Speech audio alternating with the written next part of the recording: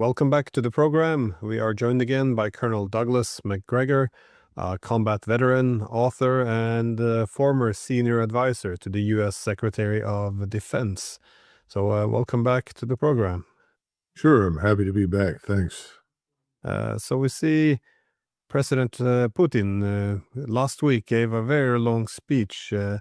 I summarized it as Russia looking towards Asia now for economic partners and efforts to be very optimistic about US-Russia bilateral relations possibly developing, and then, of course, profound pessimism about relations with Europe. And again, using very derogatory language, calling European leaders weirdos at some point. But while there was a lot of efforts to have a benign posture towards the United States, there was also some warnings about sending the Tomahawks, which would be seen as an American attack on Russia. I was wondering how you see this development, because only now we also saw HIMARS being used to attack Belgorod, again, Russian territory, which also is an American weapon, which is assumed to rely on U.S. intelligence in order to pick the targets. Again, I'm not sure if I'm reading that correctly, but how do you see the developments with the Tomahawks? How serious is this? I think that since President Trump opened his mouth and made the comment that he would supply Tomahawks to the Ukrainians, there's been a reconsideration. President Trump, to be frank, is often reckless with speech. He says things that are not necessarily false, but certainly a little short on being true. He exaggerates and leads people to frightening conclusions.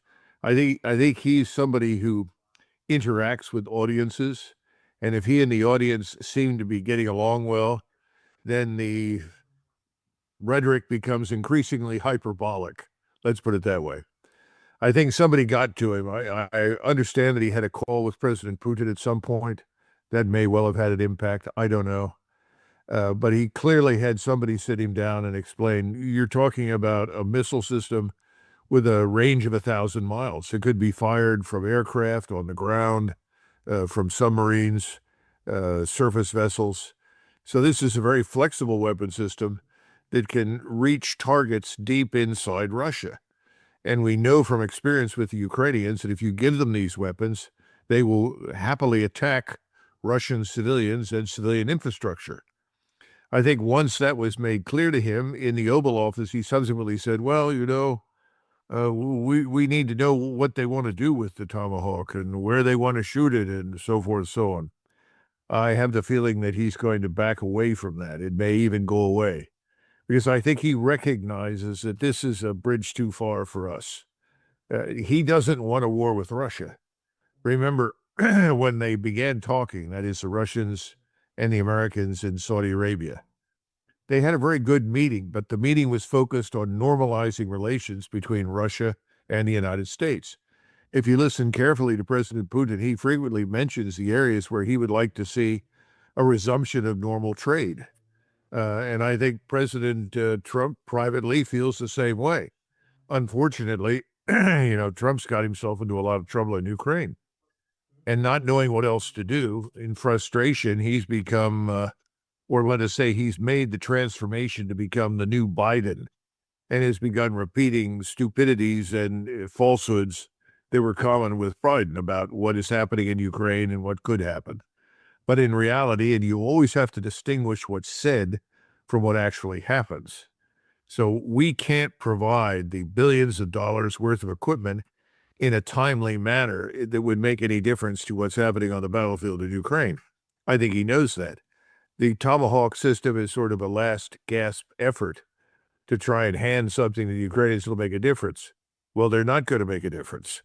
They could widen the war. They could escalate the war, particularly on the Russian side, and could put us in a difficult position with Russia to the point where we could be dragged into a war we don't want to fight. I think he's figured that out. So my expectation is that the Tomahawk stupidity, it really is a stupid idea, will vanish, will go away. It'll be quietly forgotten. How are you assessing the Europeans here, though? Because, as I mentioned, there seems to be only contempt these days for Europe in Moscow. And in Europe, though, if you listen to the last speeches of von der Leyen, they it's almost a call for war. It's we shouldn't shy away from retaliating against Russia, and you have German Chancellor Merz arguing, they have to build this massive army to possibly fight Russia. You have people like Kaja Kallas, once made a point that it would be good if we defeat Russia so they can be broken up into smaller countries. Do you see this as being how are you assessing the Europeans? Is this panic or well, obviously the panic, but do you see them actually wanting to go to war against Russia, or they're just pumping themselves up for domestic audience, American audience, or Russian audience? Well, you say Europeans. I prefer to say globalist leadership in places like France, Germany, and Great Britain. Starmer, Macron, and Merz are, let us say, graduates of the Soros school of globalism. They have been doing everything in their power. In fact, their predecessors did as well with Mrs. Merkel to open borders, create unrest and civil disturbance inside their own countries by inviting people in that could never possibly assimilate. In fact, there's a great deal of evidence they came to assimilate Europeans as opposed to the opposite. So I think that's part of their problem. They're desperate. They know that they've been discovered. Their sins are known publicly. Increasingly, people, particularly in Great Britain and France, I think, have come to terms with the reality that Russia is not coming. There is no massive Russian offensive into Europe, nor is there likely to be. And all they have to do is look at Slovakia, Hungary, and now the Czech Republic. These areas are right in the path of the allegedly on-rushing Russian military establishment, and they have categorically rejected this. So I think I think the time now is one of desperation, and they want to cling to power. How do you cling to power? Well, you continue to insist on this great danger to the east, and you start spending money you don't really have in the hopes that you can pump up the economy, and you're going to do it with military production. I don't think it's going to work. I don't see any future for it. The other thing is, Glenn, to build an effective force that can fight takes about 10 years. It took us 10 years after the Vietnam War to reconstitute our armed forces. And it was a very expensive proposition, but it took a lot of training and several generations of equipment and new generations of soldiers, sailors, airmen, and Marines. What are the Europeans going to do? How rapidly can they build something up? How rapidly can they train and field anything? That's why I think somebody said that Matz was talking about some sort of production level by 2030 with a force that could use the equipment. I think he's being very, very optimistic. I think it'll take much longer. So I think this is really all about clinging tenaciously to power. And, the futility of this and the stupidity of it is really shocking. And I was reminded of something, I don't think I've ever mentioned him before, but it's somebody I always admired, and that is Axel Oxenstierna. Oxenstierna was, of course, the great High Chancellor in Sweden, did a wonderful job under Gustav Adolf, and then subsequently with his daughter Christina. And his son attended a meeting with the king, Gustav Adolf, and he wrote to his father about it. And he said, I can't believe it. He said, the king must be mad. His ministers are crazy. These people are going to get us into terrible wars we can't possibly win. None of this is affordable. Literally, you could have lifted it from today, from what we're seeing in Washington, or for that matter, in Paris, London, and Berlin. And Oxenstierna wrote back to his son, are you surprised that we are ruled by so little wisdom? And his point was, why are you surprised? The people that are at the top are not wise. They're not thoughtful. They're self-immersed, self-important, self-absorbed, and they're not thinking in terms of what is in the interests of their people. So I think that's essentially what the Europeans are finding out. As I said, the Germans are taking longer, as usual, to figure this out, but they're figuring it out. But when you assess a threat, you will look at the capabilities and then intentions. Now, I agree on the capabilities, though, that is that the Europeans don't have what it takes to fight Russia. There's a lot of ambitions about building up a military, the big drone wall. I'm not quite sure what that would actually entail in military sense. They have to flesh out this concept, I think. But in terms of intentions, I first I thought, they're just beating their chest here, but on the other hand, they're talking now about intercepting Russian missiles and drones from the Polish territory into Western Ukraine, hoping that the Russians will agree to the new rules that they still can't be targeted. We saw France seize what they thought was a Russian ship, which, if it was, would have been an act of war. I mean, the the crazy rhetoric does appear to translate to some extent into crazy policies, though. Do you? Well, I think we have to stand back from these discussions about a drone wall and understand that what they're really talking about effectively is a high-tech Maginot Line. We know how well that's worked out in the past. It's a huge waste of money. The second part is, what can you reasonably achieve with the laws of physics right now? And the problem that we have, as long as we cannot break the laws of fractal mathematics and change physics, and that's what you've got to do, until you can create force fields, directed energy force fields, you cannot possibly stop thousands of missiles, thousands of drones. In other words, the offensive strike against you will always overwhelm whatever defensive system you set up. So this high-tech Maginot Line is an illusion. That needs to be dropped. It's prohibitively expensive. But here's the other thing. There's no evidence that the Russians want desperately to overwhelm and destroy Europe. This is a different era from, let us say, the age of World War II, or if you go back further, the 30 Years' War. Everyone is very sensitive, I think, to scientific industrial development, to infrastructure, to productivity. What's the point of fighting a war ostensibly for territory and people if you're going to destroy everything in the process? It doesn't make a lot of sense. So I just don't see any evidence that the Russians want to put their own infrastructure at risk, let alone destroy everybody else's. So I think there's a lot of nonsense on the street right now, and people are searching for answers, but they're coming up, unfortunately, with the same old ones. We have the same problem here with the so-called Golden Dome. The Golden Dome is, a large money pit into which people will throw hundreds of billions of dollars. The only people interested in it are, of course, the defense industries. And obviously, there are universities with physics departments and elsewhere that are looking forward to many wonderful grants, all of which are being asked to solve a problem they can't possibly solve. So it's a waste of time, money, and resources. But look how appealing it is, so much so that, the supporters of President Trump, if you bring it up, they'll say, well, you're negative. You're just being negative. This is important for us. Well, it's important, but you can't achieve it. You can't build it. It won't work. That has a role to play. I think the Europeans and we are all in the same boat there.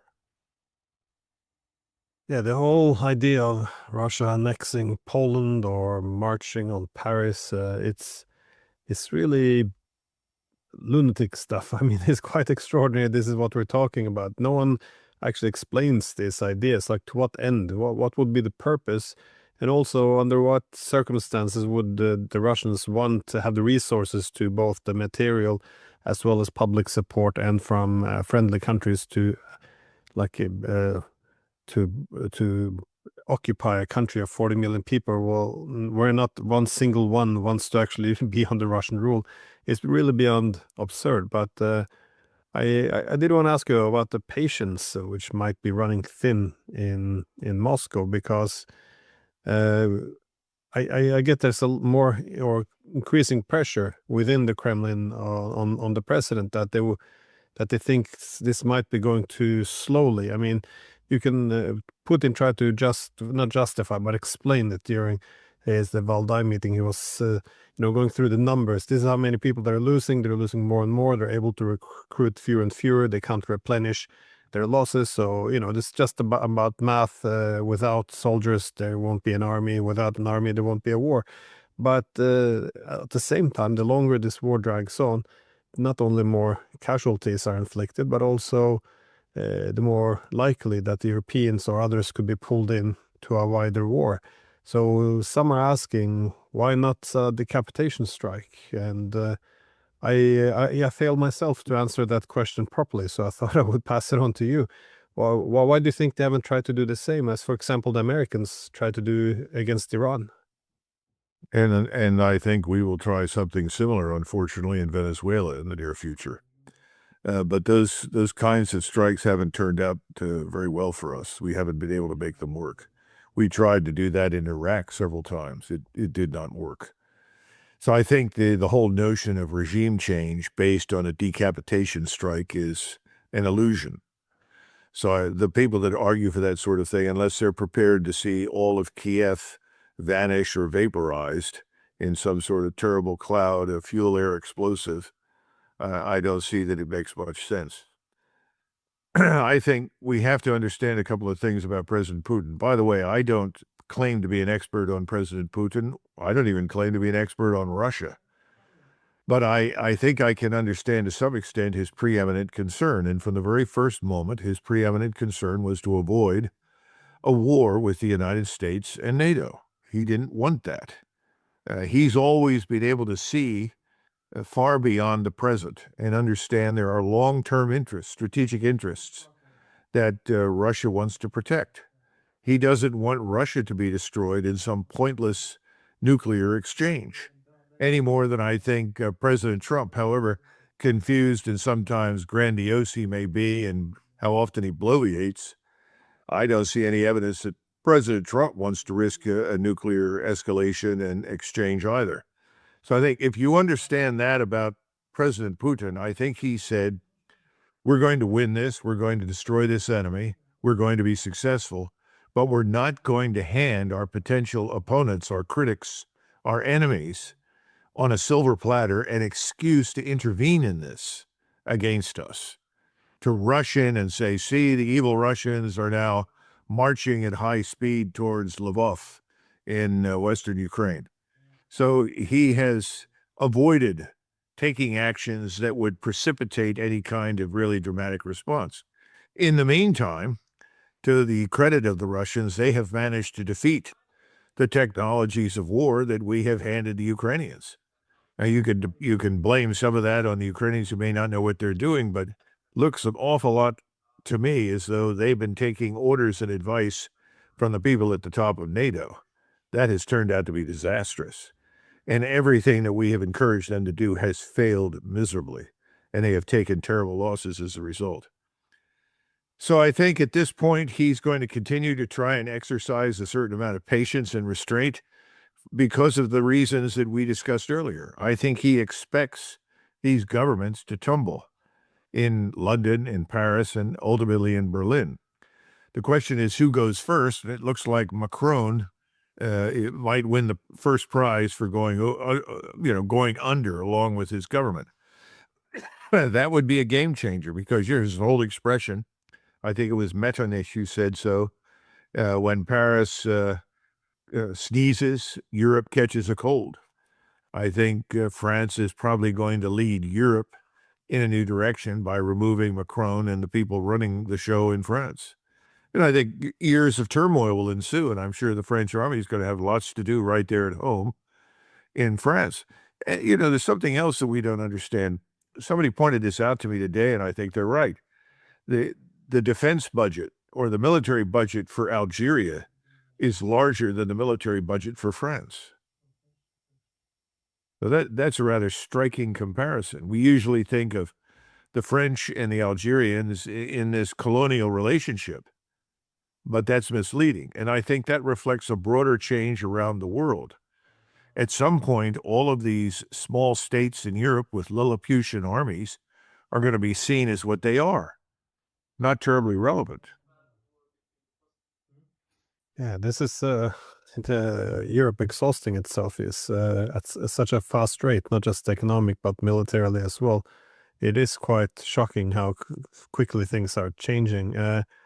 But I also wanted to ask you about what you see happening on the battlefield in Ukraine, because I guess another thing about Putin at the Valdai meeting, he seemed very confident and a bit cheerful. I never seen him, do this many jokes in one in one sitting. It was quite unusual.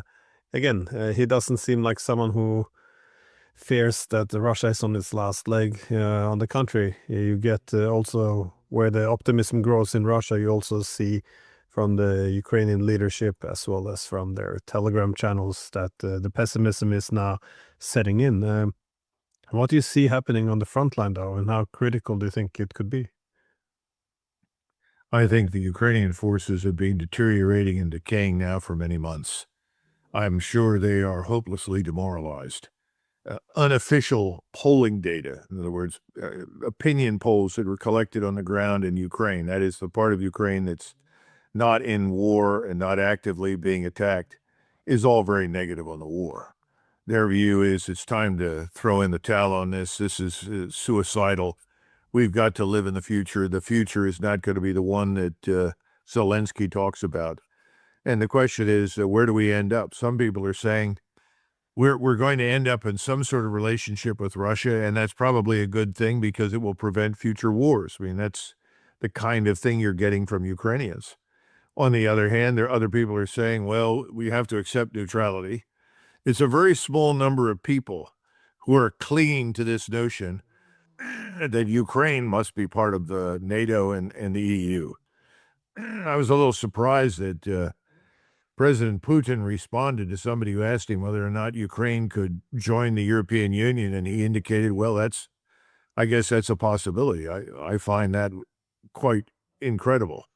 But it was interesting that he would say that.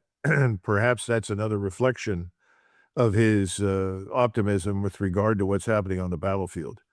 But the losses are terrific. Anyone who stands their ground and wants to oppose the Russians is sort of quietly encircled and then systematically annihilated, for the most part with long-range strike, at which point in time, as soon as the strikes are lifted, in come Russian forces, leading with both very highly skilled infantry infiltrators, lots of drones, and hugely powerful firepower.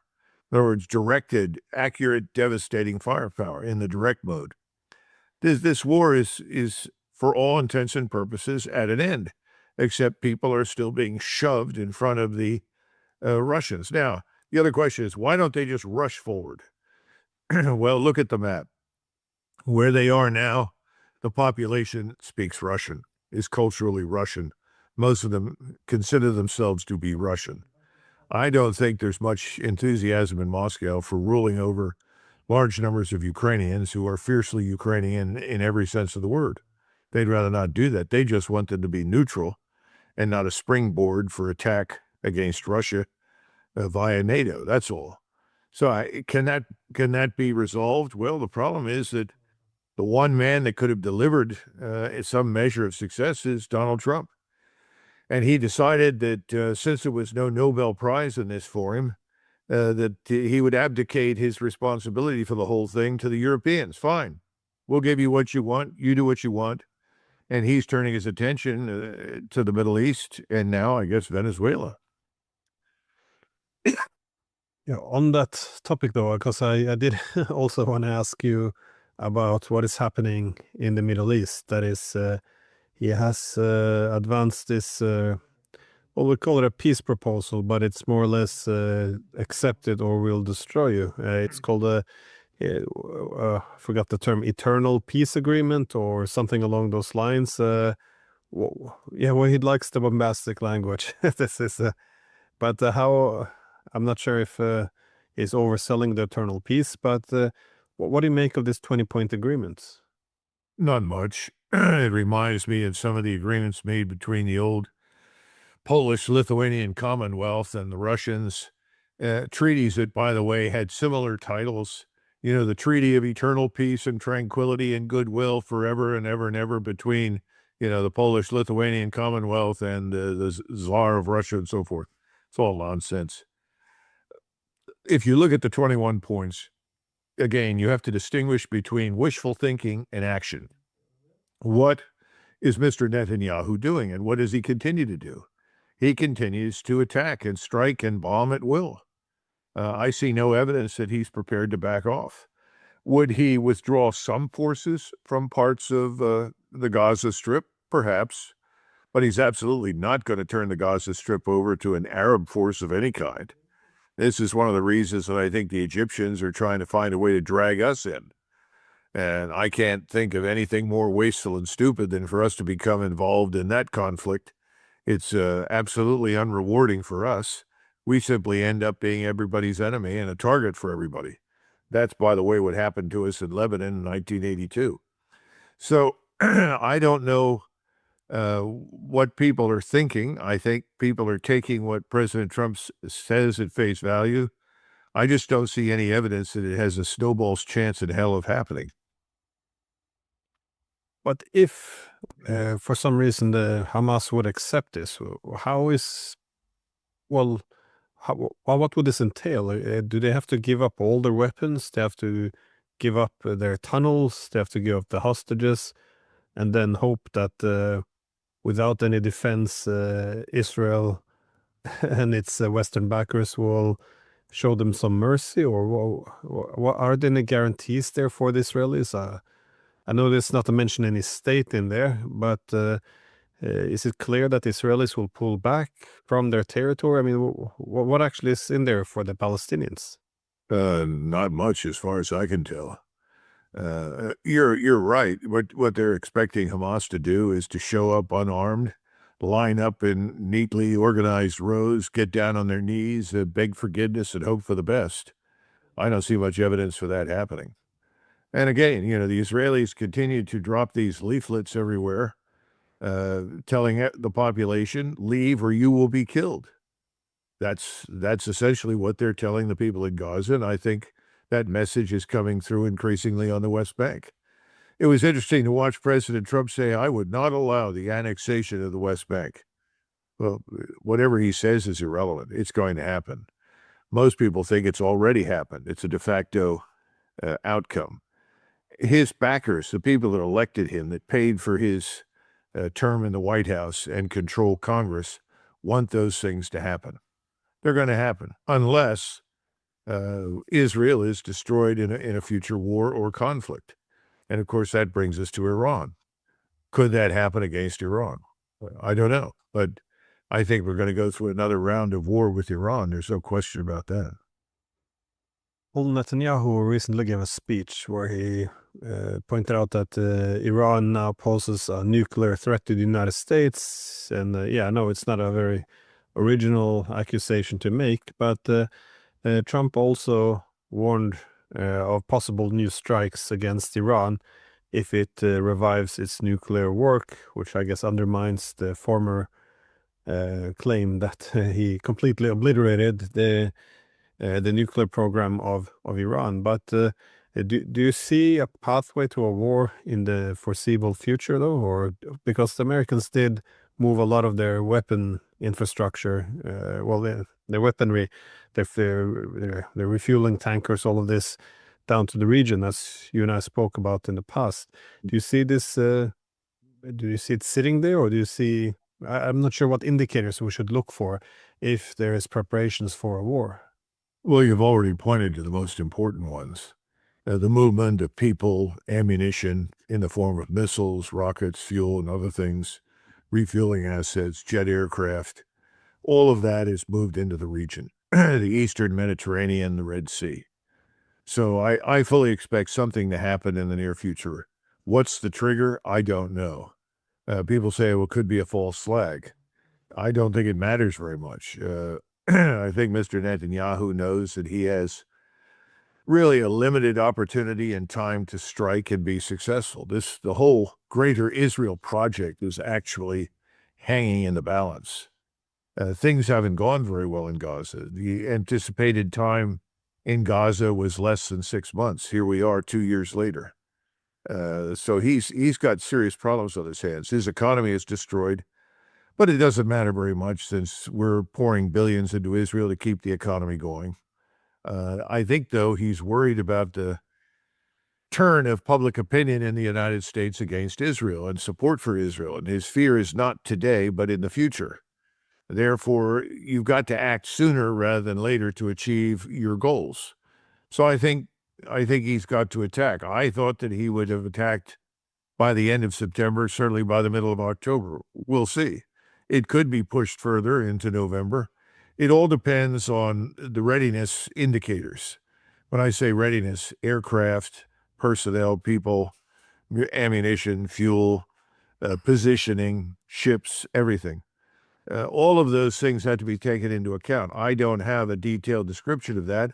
And if I did, I wouldn't give it to you anyway, because I'm an American and I still want Americans to come through this with as few as casualties and losses as possible, whether or not I support the policy. So more than that, I cannot say.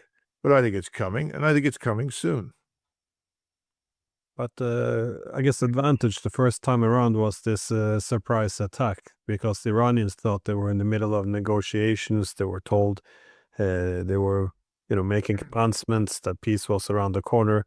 And of course, there was also other elements of surprise. For example, jamming of their air defense systems. Um, how, in the absence of this element of surprise, well, what do you think could be in Israel's advantage to play this different this time around? Do they have more intelligence now on where the tunnels where the Iranians store their missiles? Are they going to use proxies? I mean, do we know anything how, given that it didn't end well last time, how will the Israelis play it differently this time? Well, again, you're asking important questions. I don't know the precise answers. I think they have no doubt kept Iran under persistent surveillance. And to the extent that they could introduce people from Azerbaijan or Syria or Iraq or somewhere else into Iran, or from Afghanistan for that matter, to find answers to these questions, I'm sure they've done it. Will that make any difference? I don't know. I know that the Russians have now weighed in pretty dramatically to assist with integrated air defenses. Most of that is technical expertise, but some of it also involves equipment and missiles. Iran is certainly stronger now, more cohesive as a society, more capable than it was the last time around. It's also interesting that we've seen articles in the Russian press and also in Azerbaijan and elsewhere that the so-called religious police in Iran will no longer stop women who fail to wear the proper headgear or veil themselves or anything else. In other words, the relaxations of the restrictions that are associated with that Islamist or Islamic revolution are beginning to vanish officially. They've already been dramatically reduced. The population simply rejected it. And I think they now see the wisdom of dumping most of that because it inhibits cooperation. It weakens national unity. So in that sense, I guess you could argue that the attacks on Iran have actually improved life inside Iran dramatically in a purely human sense for the men and women that live there. And they've certainly given everybody a reason to cooperate. I don't see any evidence that there's a willingness of the Azeri Turks, who are Shiites up in northwestern Iran, to revolt against Iran. Not at all. So the assumptions that were there before about the weakness of Iran and how the right decapitation strike would bring chaos, I think they've had to drop those. Now, what does that mean? Does it mean that after they've unleashed this war, if things don't go well, they'll turn to the use of a nuclear weapon? I don't know, but that's something I worry about. Worry a great deal that they will do that. And if that were to happen, that would be catastrophic for them and for the region. Yeah, it was the religious laws. They were already getting kind of relaxed. I wasn't sure how the war would affect it, but I was in Tehran with Max Blumenthal and Alistair Crook back in May for this conference, and that was one of the things that surprised me because, again, I haven't been following what's been happening since the revolution in 79. But I was surprised by what a significant portion of the women walk around without headscarves or, just walking around in jeans and t-shirt or anything without anything on their heads. So it took me a bit by surprise because this was one of the reasons why we should support a strike on Iran, that they have to wear a head. I'm not sure how they put two and two together on this one, um, but it is interesting because usually once a country is under attack, this is when a government tightens its control over society. So I didn't know that it had gone the other way. But Well, depending on what kind of control you're talking about. If you can improve the lives of your citizens, you can give them personal freedom, the right to think and behave as they see fit, but at the same time, improve your security to prevent the Israelis from buying up traitors and using them against the country. That's a different thing. In other words, I think it depends on what you're trying to achieve. I think the leadership of Iran is trying to achieve modernization, and it is trying to demonstrate tolerance towards its own people and demonstrate to them conclusively it's in their interest to fight for Iran. And I think that's what the population has decided. my last question though was what you were referring to earlier, the Venezuela. That is, many people around the world are watching this a bit perplexed. They see these small boats off the coast of Venezuela, pretty far away from the United States, being bombed, uh, accused of being narco traffickers. We see the U.S. building up. I'm not sure if it's heavy, but at least building up military capabilities along the coast of Venezuela, which is seemingly not powerful enough for an invasion, but powerful enough for a decapitation strike. Again, I'm not a military man like yourself, so I would like, to ask you how are you assessing the situation? The president has suspended any further diplomatic relations with Venezuela, so that's a rather ominous action. It suggests that some form of action against Venezuela is imminent. There are people walking around Washington saying that they're interested in working with people in Washington to put together plans for the post-war Venezuelan society. That indicates to me that it's quite serious. Now, as I've said to people before, Venezuela is not a narco state. Our interests in Venezuela are largely resource-driven. We're interested in the largest reserves of oil in the world, gas. They also have emerald mines, which are very important for industrial purposes, as well as gold mines. I don't think the narcotics bit is very large. In fact, everybody tells me, who is an expert in the area, that the narcotics continue to come out of Colombia and then find their way north to us, and most of those go via the Pacific. The other thing is that if you're looking for a narco state, an organized crime state, it's Mexico. Mexico is, for all intents and purposes, by our standards in the West, a failed state. That's why it poses a great danger to us from Central America.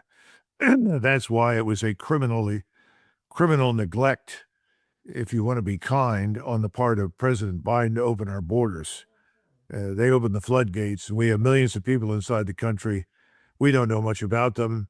Many of them have committed terrible crimes. Now, of course, you have people out there saying, well, here's this lovely young woman, Laken Riley, who was brutally raped, murdered, whatever, by a Venezuelan criminal, and talked about the Venezuelan gangs.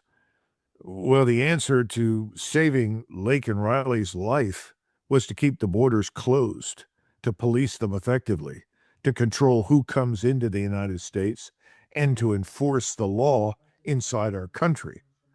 Bombing Venezuela, invading Venezuela is not going to be a solution to that problem. But again, it's not popular to suggest that our problems